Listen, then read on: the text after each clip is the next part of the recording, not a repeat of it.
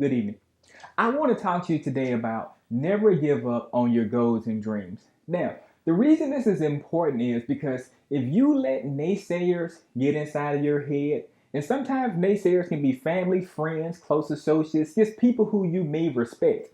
If you let the naysayers get in your head, they will divert you from your goals and dreams. But you have to be strong enough to not let any naysayer get in your head. And if you know what you want to do with your life, make sure you do that. Never let anybody try to tell you anything different. Never let anybody try to pre plan your life out for you on what they think you can have and achieve in life.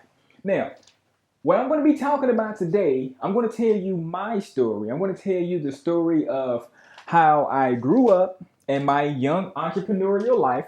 We're going to be talking about how I acquired my family barbershop. Then we're going to talk about me leaving Tennessee and moving out to the West Coast to pursue my screenwriting career. Then we're going to talk about a few of my failed businesses that I had and how I pushed through. Then we're going to talk about always believing in yourself regardless of what others may think. And then lastly, I have a bonus for you. We're going to be talking about never doubt yourself to make others feel more secure about their lives. Now, let me get started with this story here so that way you will know how I kept my mind focused even though naysayers was in my life, and then how I kept pushing forward and how I started achieving and accomplishing my goals and dreams. Now, when I was born in the 80s, I was born in East Nashville, Tennessee. And my family is a business oriented family. We own barbershops, beauty salons, real estate agencies, brokerages, and things like that.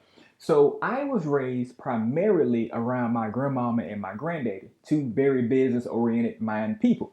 So being raised in a house around business minded people, when I was 3 years old, my granddad wanted me to be an entrepreneur. So he built me a little lemonade stand so that way I can get the gist of, talking with customers and, making money and things like that at a very young age.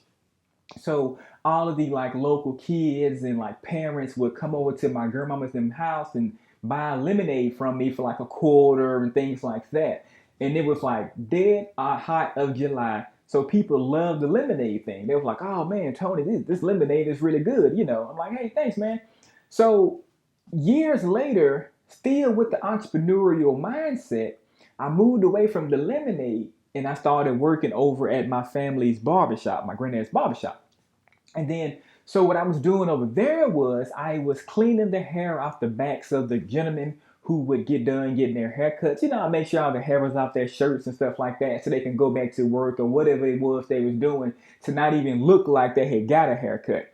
So, I did that right there for years. Now I'm 15 years old. And my granddad at the time when I'm 15, I was like a sophomore in high school. My granddad started getting really, really sick. And my granddad may have been like in his like early 60s at that particular time.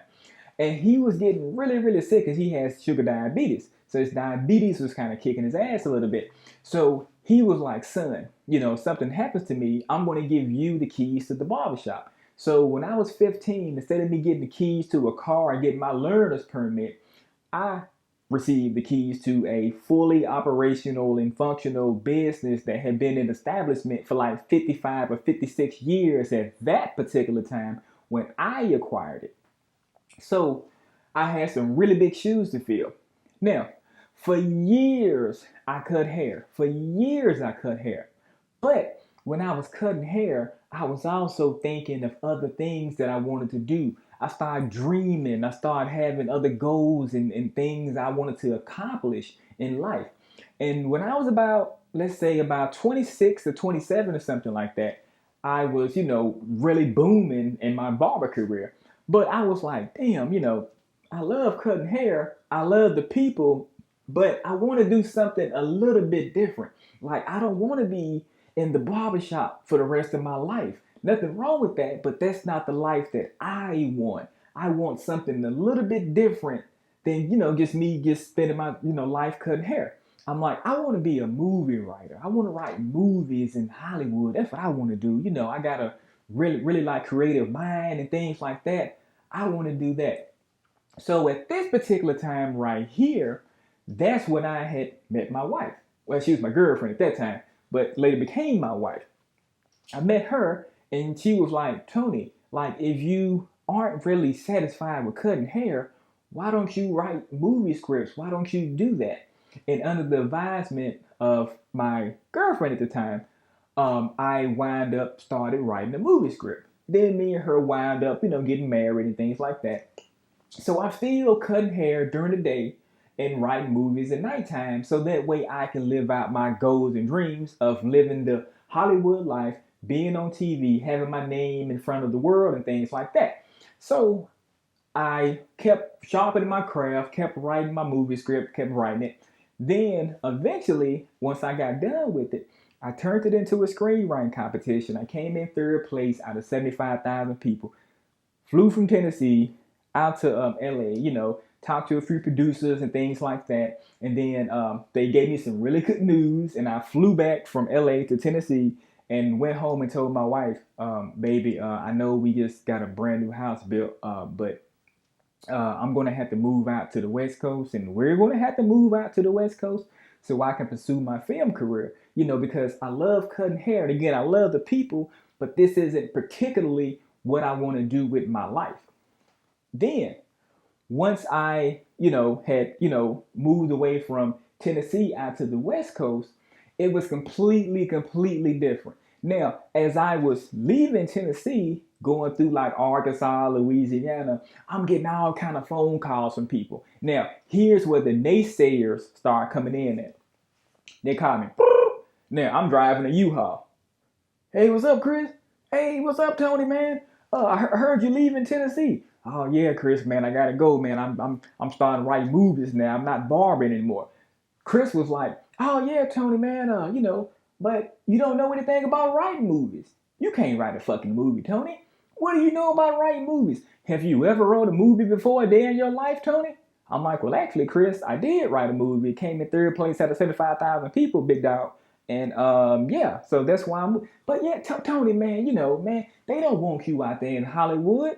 They don't want you. They don't want you. So as my buddy, now we had been friends for like 20 something years at this time. I knew he meant well, okay? I knew he meant well. But if I would have listened to him, you wouldn't be seeing me today if I would have listened to Chris. So I was like, Chris, look here, big dog, man. Look, I love you, man. You like a brother to me, man. But I have to keep moving my life forward, partner. I gotta go. I can't just be cutting hair because that's what you assume I should be doing. And that's what other people assume I should be doing. But that ain't the life that I want. Cutting hair is not my end result. That was my start, but that's not my end result, man. That's not what I want to do with my life. It was cool when I did it, but again, that isn't necessarily what I want to do with my life. And then so he was like, no, man, what about your family? I'm like, what about them? He was like, man, what about your customers? What about them? See, whenever you're making power moves in life, people will divert you, okay? People will try to divert you. So when Chris was saying all this to me, what about your family? What about your friends? What about your customers? To him, I sounded selfish when I was like, well, what about my family? I can get on the airplane. Woo! I'll be right back in Tennessee in 3 hours from California. What are you trying to say here, Chris? So we got into this huge argument about me and how I think I'm better than everybody and I'm this and I'm this and I'm this and I'm that. So I wound up, not being friends anymore with Chris after that because I knew I was doing something big. I knew I had big plans for my life. And I wasn't going to let anybody, family, friends, or anybody divert me from what I knew I could accomplish and achieve out of my life. So once I made it to California and everything, set up shop and everything like that, got the condo set up and all of that. So got to California, writing movies with this, particular group of people or whatnot. And, we was having a good time hanging out and things like that. But then, see, the stuff that I wrote about in that movie script that got me qualified in third place, That was a movie script about my life and things that happened negatively in my life. So I took the lemons that happened to me, I squeezed them and made a fresh glass of lemonade. So what I wound up doing was I wound up changing my script because the people in Hollywood was like, Tony, man, this script is garbage. What? Yeah, man, it's too much action. It's too much violence. It's a cacophony of violence. It's a lot of explosions, a lot of gunfire and things like that. And I would tell the producers, well, I'm from East Nashville, Tennessee, and born in the 80s, raised in the 90s. And I seen a lot of this stuff that I write in my movies in real life. Like that boys in the hood type stuff. That's how my neighborhood was and everything. It's not like that anymore because of gentrification. But at that particular time, them 80s and them early and mid 90s, oh Lord have mercy, man. So many people lost their lives and stuff in East Nashville, it's ridiculous. So the things that I wrote about on my movie script that the first initial producers liked, the group of people when I got to Hollywood who I was working with now, they hated it. They was like, oh, Tony, man, you need to make this right here. Man, you need to make a family-friendly movie. I'm like, well, I don't write family-friendly movies. I write action movies. I write John Wick and Rambo type of shit. I don't do no family-friendly type of stuff like that. Nothing wrong with that, but that just ain't my mindset. My mindset is on writing authentic, genuine things on what I see. And you see how when the producers and stuff was telling me that my stuff was garbage, I knew it wasn't garbage. Again, I wasn't going to let anybody divert me from what I knew could happen. So everybody kept saying, oh man, Tony, this will never get picked up. This will never get picked up. So I wind up leaving that particular group of people I was writing movie scripts with and wind up hooking up with another group of people. When I hooked up with these good people, they loved what I was doing. They loved what I was doing. But the only thing about it, I didn't like the actions that they were taking. And I knew if I would have stayed writing movies with this particular group of people right here, I would have probably wound up in jail or something like that because of the activities that they was doing. And I didn't necessarily agree with the things they was doing. But we're not going to get into that. But I knew, I was like, you know what? Again, nothing that nobody is going to divert me from achieving my goals and my dreams.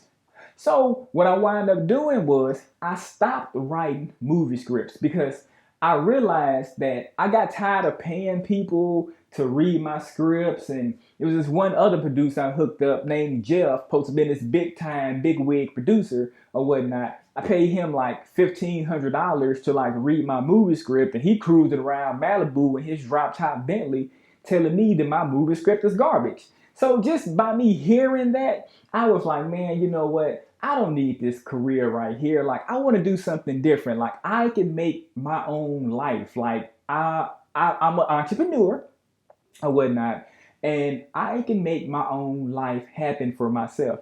I don't need the producers to tell me what I can and what I can't do and stuff like that. So let me just leave this particular field right here alone. Now, when I stopped writing movies, that was the hardest thing for me because I had to go tell my wife that. I had to go and tell my wife, baby, look here. We just left our thing in Tennessee. We was already rolling. Yeah, babe, but I'm not writing movies anymore. So what am I going to do?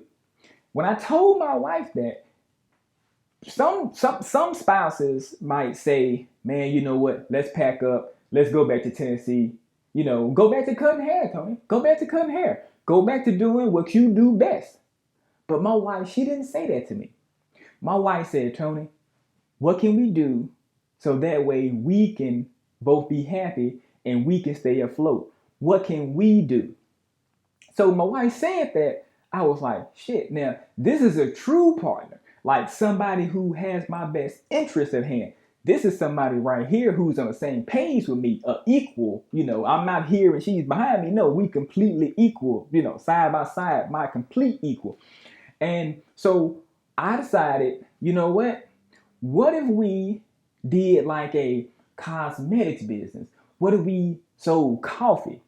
So what we did was took the money that I made from writing the movies and invested in a coffee business and a cosmetics business. both at the same time, which was a terrible mistake. And the reason that is because once you're trying to focus your brain on 2 or 3 different things at one time, because coffee and cosmetics are 2 polar opposite things. So that's why the 2 businesses that me and my wife had, that's why they both tanked, was because we was focusing on 2 different things. Part of our brain had to worry about getting Arabica beans and things like that. And then the other part of our brain had to worry about, getting, hyaluronic acid from these big producers over here so we can make our cosmetics and we can make our, coffee and stuff like that. So it was like so much pressure. And then once we finally, with the coffee, got a really good product out that me and my wife, we thought was a good product, we wind up selling it because at this time, my wife, I didn't have a job at this time. Like my only job was, our businesses. But my wife, she worked at a medical center, and then I would give her bags of coffee and stuff like, hey, babe, look, hey, take these to some of your girls you work with, who when y'all on lunch, brew them a cup of our coffee, let them see what they think about it. So, and now here's where the naysayers start coming in at. Once my wife took the coffee to her medical job, people was like, oh man, who made this coffee? It's really good. And then once my wife said, oh yeah, me and my husband, this is our business. This is our business. Oh man, this is the worst coffee I've ever had. Oh shit, man. It needs to be tested. It needs to be this. Oh my God, it needs to be that.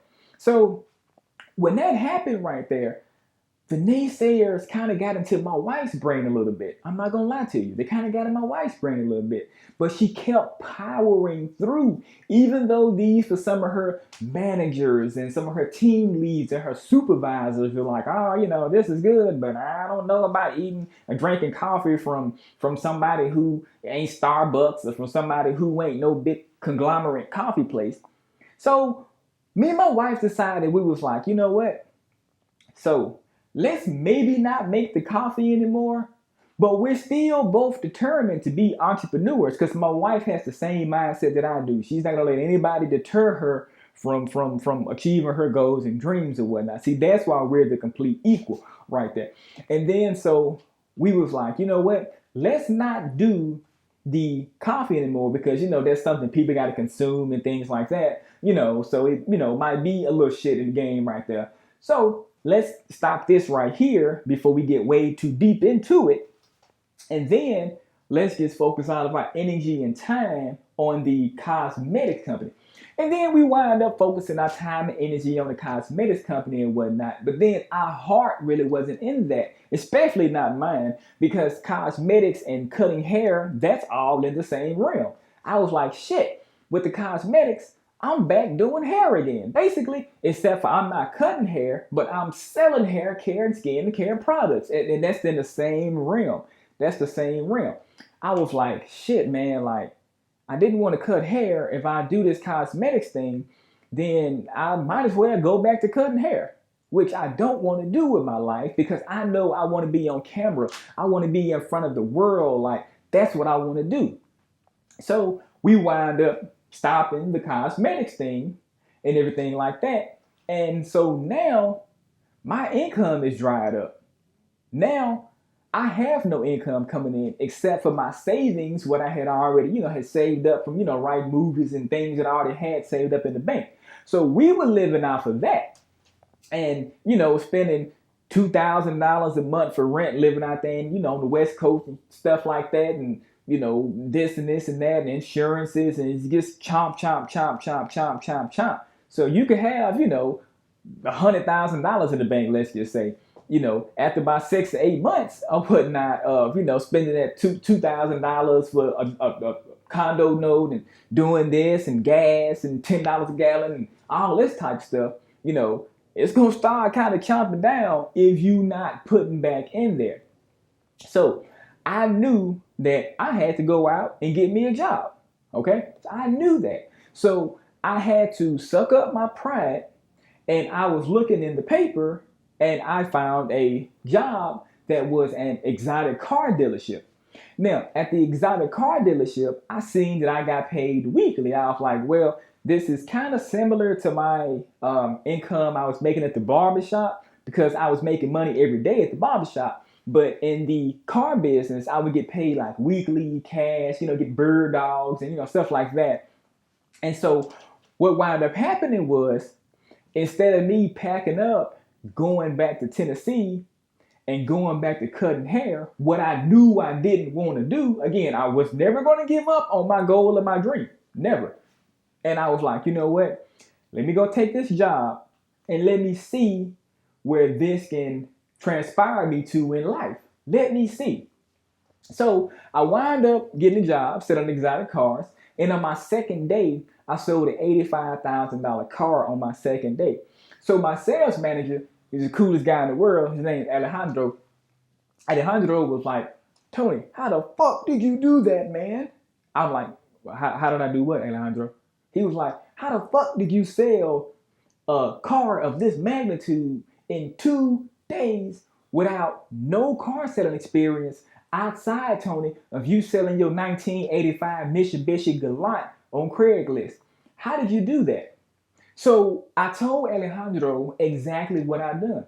I let the customer talk about themselves, let them pump their own, head up with air. I didn't interrupt the customer, and I made sure to keep the customer's mind open, make sure to keep his mind open and clear and don't think or talk about anything else except for the customer and this particular car.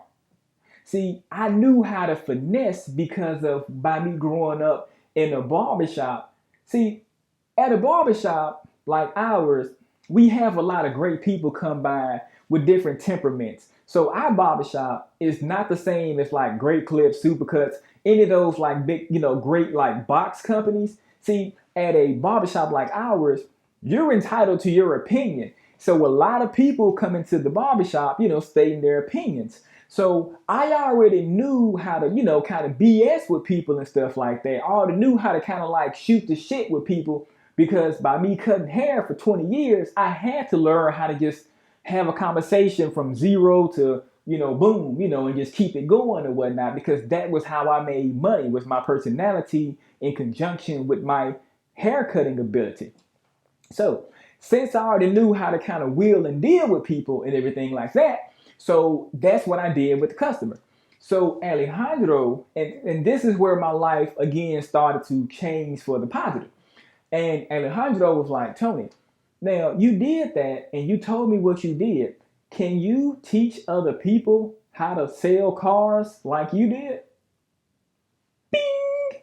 I was like, shit, Alejandro, yeah, I can do it. So I immediately went home, told my wife the great news. Oh, baby, look at this commission check we finna get. Ooh, and everything. So my wife was all ecstatic and everything like that. I took us out to one of the fanciest restaurants in town. So just to celebrate my commission check that I was getting ready to get. So at that time, I started preparing different sales trainings and things like that for people. And then when I did that, here come the naysayers. Hey, Tony, man, I heard you ain't writing movies anymore, man. What you doing? Huh? What you mean? Man, who told you I ain't writing movies? Man, I heard from such and such and such and such, man, you ain't writing movies no more, man. Go on, come on back, man. What kind of work you doing there, Tony? Well, Joe Blow, hey, look, I work at an exotic car dealership, and my sales manager, he's helping me train these associates here on how to make more sales. Oh, Tony, man, what the hell you know about making sales, man? You don't know how to sell nothing, You don't even know how to sell a damn haircut.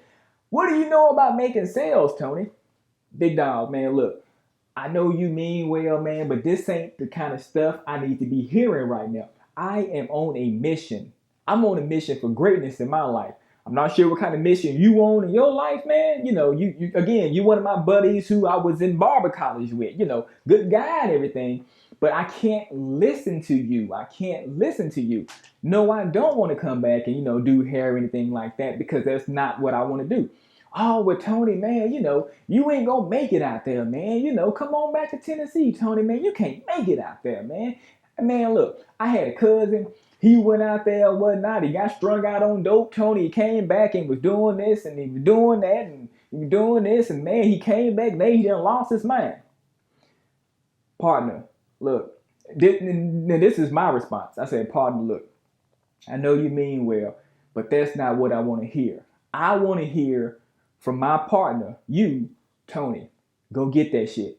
Make them sales. Train them people. See, this is what I needed to hear at that time. But again, even if he didn't tell me that, I was so determined and so focused on my goals and dreams that nothing was going to knock me out of the way from that.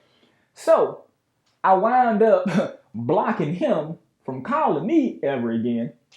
And then he still did. He tried to call from his cousin's number, blocked him. He called from his wife's number, blocked her number. So every number he kept calling me from, when I would answer the phone, block, block, block. Because I knew he tried to mean well. But see, me living in California, me doing this and me making sales and training people, see, that was above his thought process.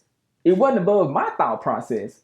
It was above his thought process. And because he had a certain thought process, he tried to rub that little thought process off on me and everything. And had my mind hadn't have been so determined and so focused, I may have perhaps listened to him, especially when I wasn't, making any money or nothing like that, and was living off my savings and was chomp, chomp, chomp, chomp, chomp, chomp, chomp, and had to rearrange some bills, and had to rob Peter to pay Paul and stuff like that. So what wound up happening was, again, like I said, I blocked him from every angle. I even blocked him on all the social media stuff. It sounds kind of petty, but it's really not, because I knew how determined and how focused I was, and I wasn't going to let this little mosquito over here get in my ear and get me off course. No way. I hit him with that Raid, that bug repellent. That's how I got him out the way.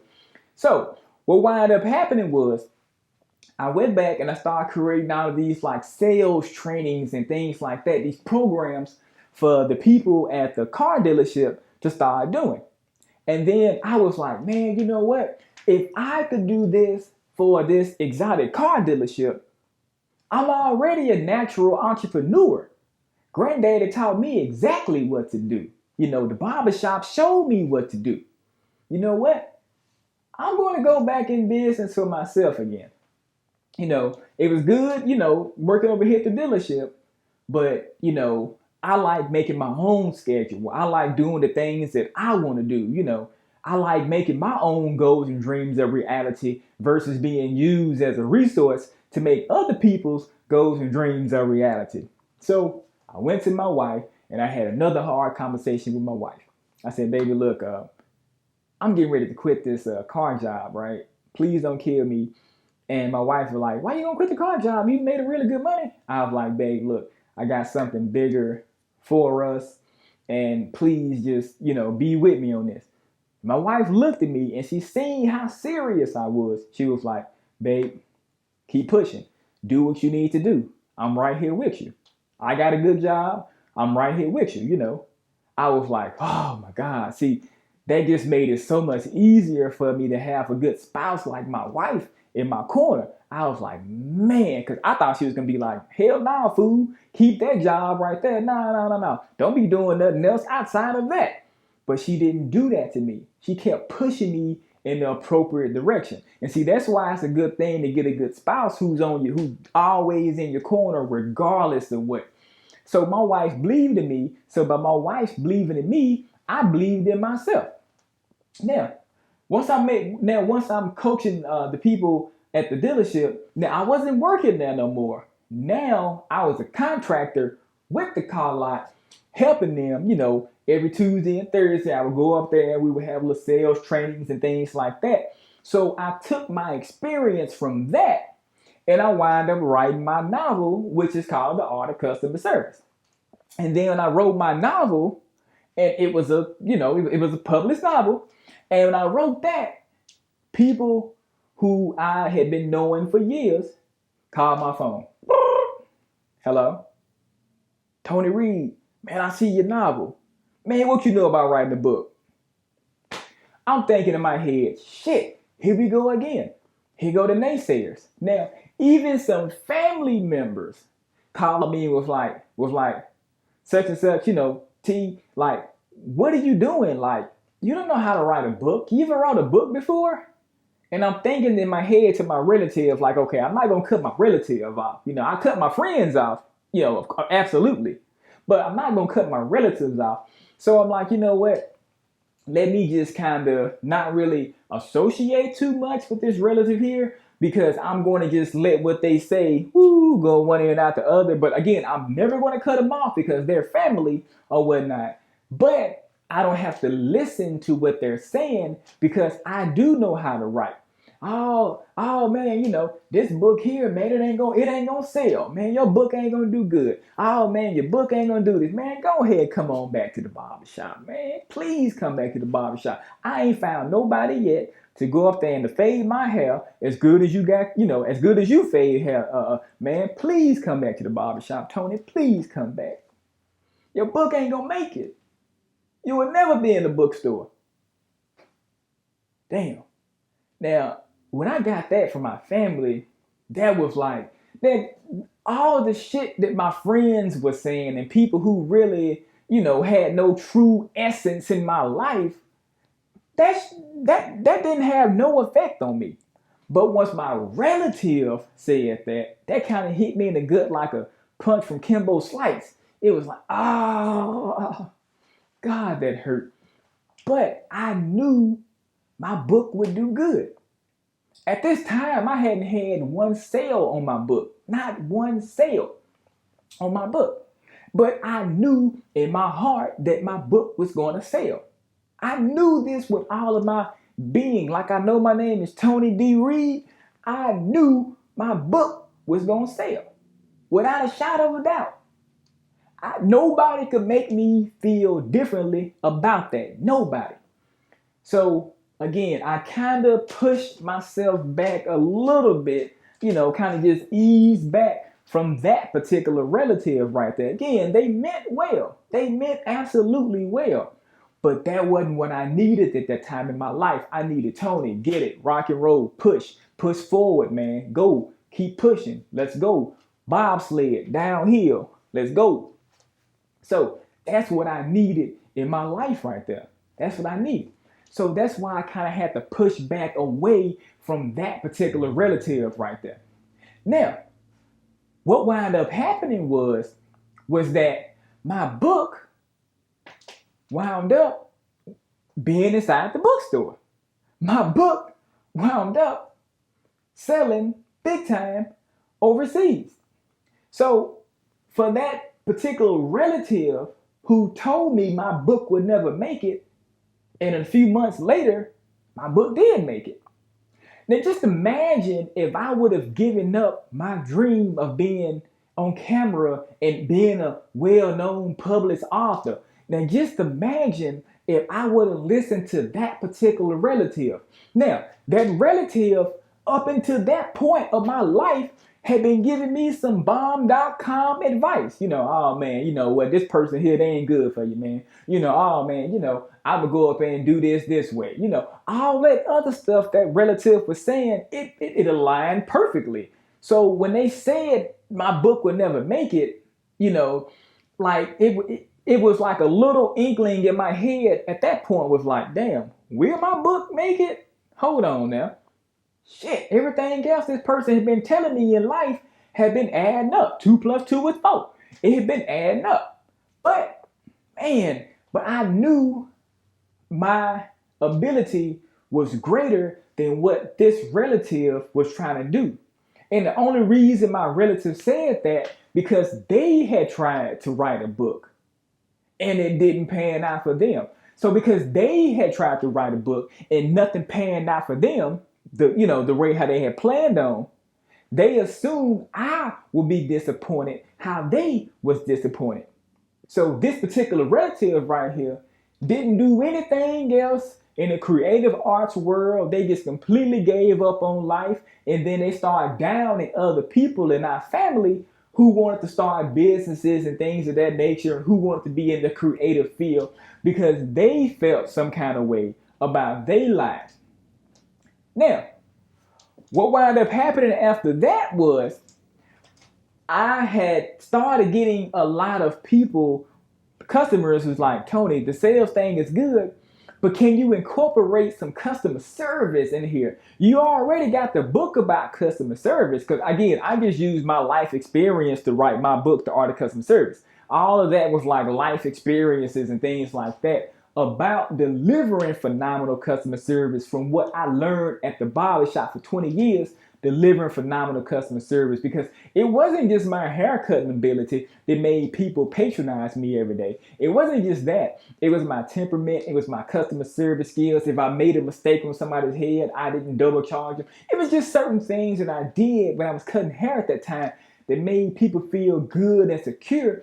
So I was like, damn, I know a whole plethora about customer service. So my customers were like, Tony, can you figure out a way how to make sales interact with customer service?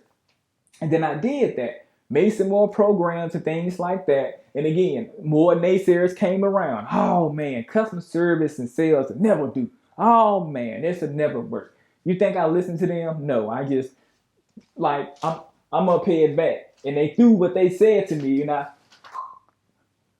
knocked it out the park. I'm like, man, look, this person, what they're saying, they're trying to deter me and make me give up on my goals and dreams, which ain't gonna happen because I'm already too far along in this thing. I'm already fully committed. You know, when you dive into something, you gotta dive in all the way. You can't stop yourself in midair. You can't do that, you know, unless you Houdini or some damn body, but you can't do that. You cannot stop yourself in midair and woo, pull yourself back up. No, you can't do that. So when you dive in, you gotta dive in. Be a diver, Jacques Cousteau. When you dive in deep and don't come up until you got the gold. Now, before we go, I want to leave you with this bonus right here. And this bonus is very important. Now, right here. Never doubt yourself to make others feel more secure in life. Now, here's what I'm talking about. Now, I'm doing the sales and customer service thing now. So now I'm starting to get a lot of real estate agents calling me, Tony, can you do something for me? Tony, can you make a program for real estate agents? And 90% of my business started coming from agents, brokers, landlords, and flippers and things like that. So I was like, shit, let me kind of ease out of doing the sales thing with the customer service and let me start doing the real estate with the customer service. And then, so when I wound up doing that, that just put me in a whole nother league right there, because it was like real estate and customer service, that's like meshed up. Like that's hand in hand right there, because you have to have good customer service in order for somebody to want to buy a house from you. I was like, man, I can really help the realtor with customer service. I can really help them. So now, here's what I'm saying about never doubt yourself for others. Now, when I reached my certain level of success, my wife and I, we had wound up purchasing our home, okay? Another home, okay? And when we purchased the home, we had a housewarming party, okay? Now, at the housewarming party, again, you know, my wife is, you know, doing her business now. She had got up out of the medical thing, and you know, like my wife owns her own company now. So we're like doing really, really good. And so we decided to buy a home. So when we bought the home, we had a housewarming party. And then some of our friends came by. Oh man, you think this is too much? You think this is too much? Now, had we had downed ourselves to make others feel more secure about their lives, that would have been like us saying, you know what, we hate our house. We don't really want this house. We got this house for a really good deal. We hate this house. We don't really want it. See, that's downing yourself to make others feel more secure about their lives, because the particular friend who said that, they wasn't secure about their lives. They lived in a certain size house, and that's all they wanted. But me and my wife, we wanted a certain size house, and we got what we wanted. We worked hard, we busted our butts, kept our brains focused and determined, and we achieved our goal. So sometimes in life, others who may not have achieved their goals, they want to hear you down yourself. Oh, I don't really like this house anyway, man. But in the back of your mind, you thinking, God, this is the nicest house in the world. I would die for this house. See, naysayers know how to interject in certain things. And so if they realize they can't be a naysayer to you, they'll try to hit you from another angle and make you demean yourself. So basically, in a nutshell, never ever demean yourself to make anybody feel good. I don't care who it is, mom, dad, brother, sister. Never ever ever down your efforts and your accomplishments that you've accomplished in your life to make anybody else feel happy. Because I guarantee you, if you do down yourself and your accomplishments will eventually be taken away. And I hate to say that, but it will, it will. Because if you're telling the universe, oh, I want this, but then you're on the back burner to make your uncle feel more secure about himself, you're down in your beautiful 3,500 square foot house to make him feel good. And he doesn't want nothing but an 800 square foot house. See, everybody in life has their own things or whatnot. Your uncle, he might like Toyota, but you might like Bugatti. Never settle for a Toyota if that ain't what you want. If you want the Bugatti, go and get the Bugatti. If you want the Lamborghini, go and get the Lamborghini. To hell what anybody else got to say about what you got. Because I guarantee you, if you give them the keys to that Bugatti or that Lamborghini or that 3,500 square foot house, I guarantee you they won't turn it down. And that about wraps it up for today's video. Until next time, I'll catch you later.